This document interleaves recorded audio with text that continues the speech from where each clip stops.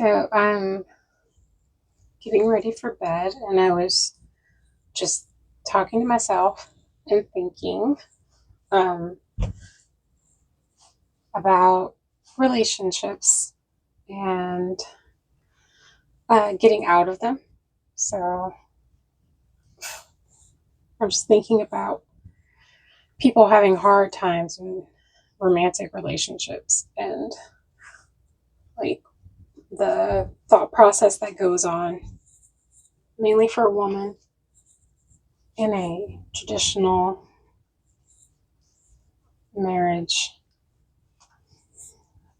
here in the States, this day and age, I guess, of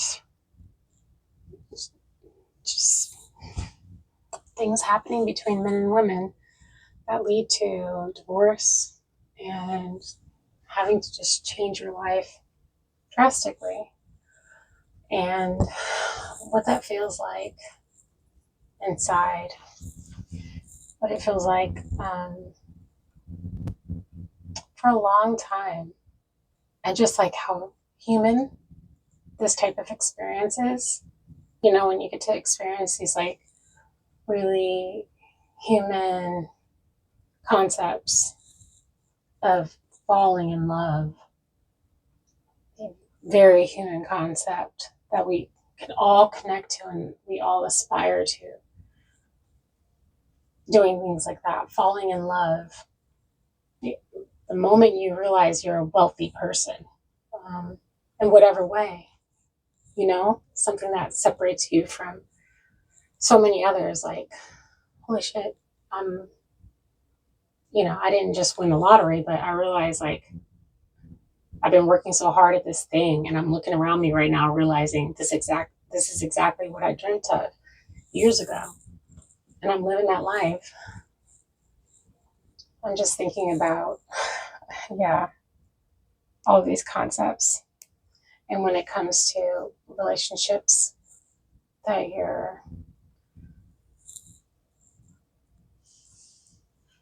you've lost, that you are losing, that you're having to adapt your world around, this period of loss in your life, and coming to a point out of necessity, ultimately, something that becomes like such deep wisdom for you is that this is exactly what you needed.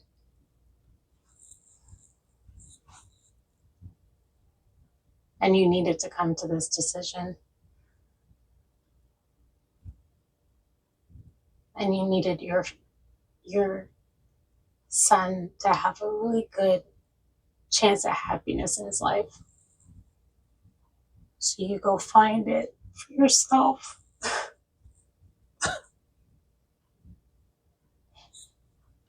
I was literally just talking here, and I realize how deeply this type of thing sits.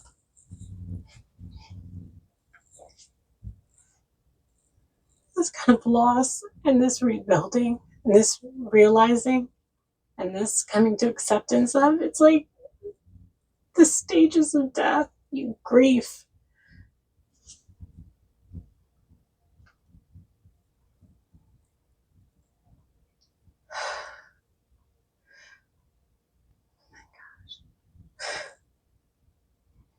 It can sit so deep.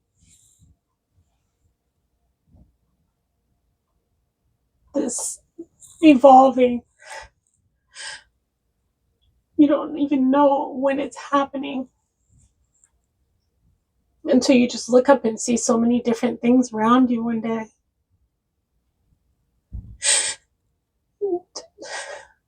And it feels comfortable. It feels good. And you know you've done something good for yourself.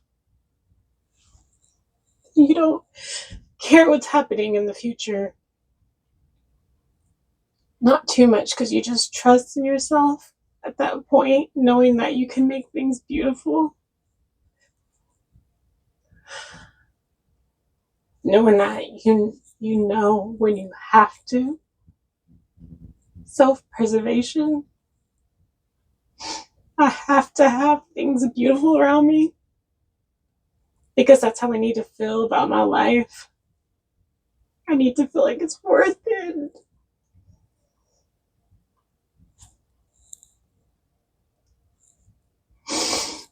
I need to feel like I'm doing something really good for myself and my son and the people who know me. Like, I just want to have that final day as a hospice nurse. I think about these things sometimes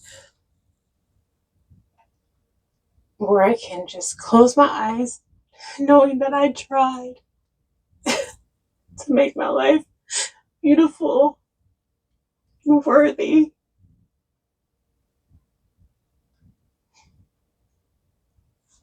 Looking back and being able to see that I had so much pain one way or another.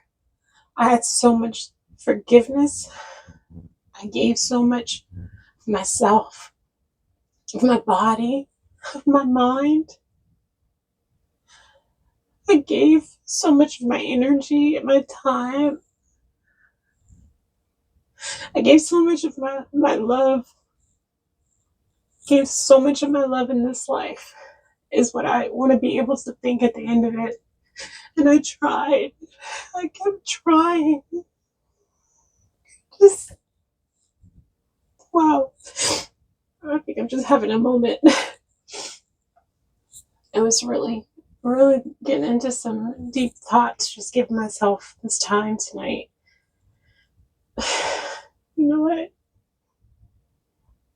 For humankind, I hope you all take a moment like this.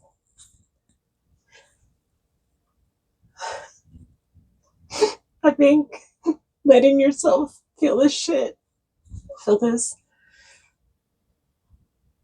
would make the world a better place. Would make us all more realizing that we're all just fucking human and we're making mistakes. But yeah.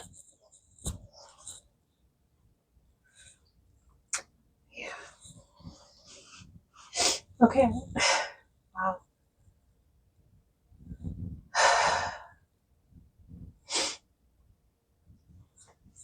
I'm going to pick up my son in the morning and take him to school.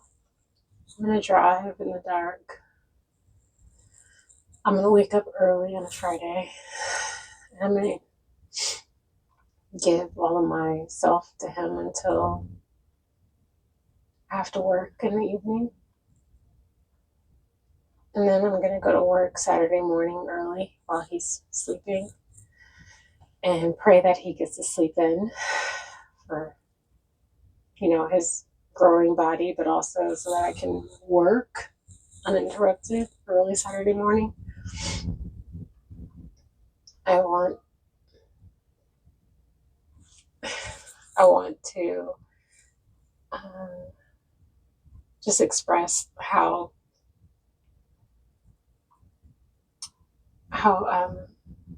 busy,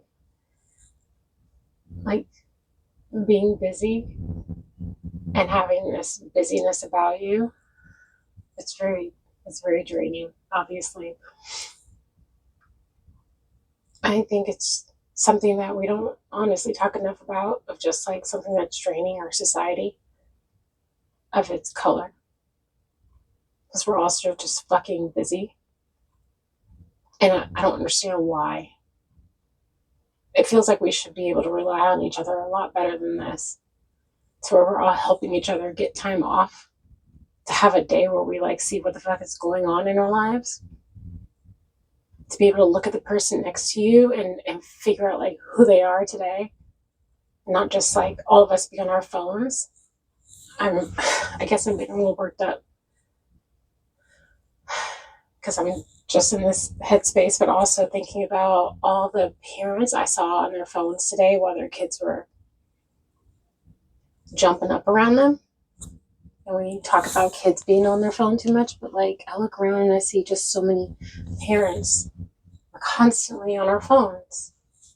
We can't get away from it. It's like we're the ones that are addicted, not our children. We're getting them addicted just by showing them this.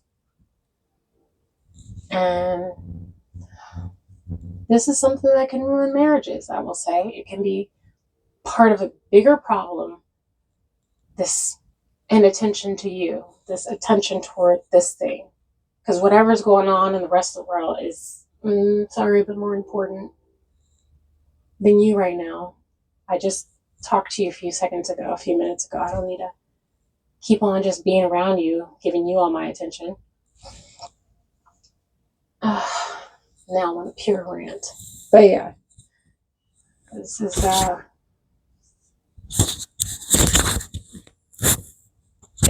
it's a problem. And it's a problem I have a problem with. I'm on that spectrum, just like everyone else. I like to watch my TV, especially here and there. But yeah, it's a problem that I have a problem with. So I'm going to leave it there because it's getting late. It's 11.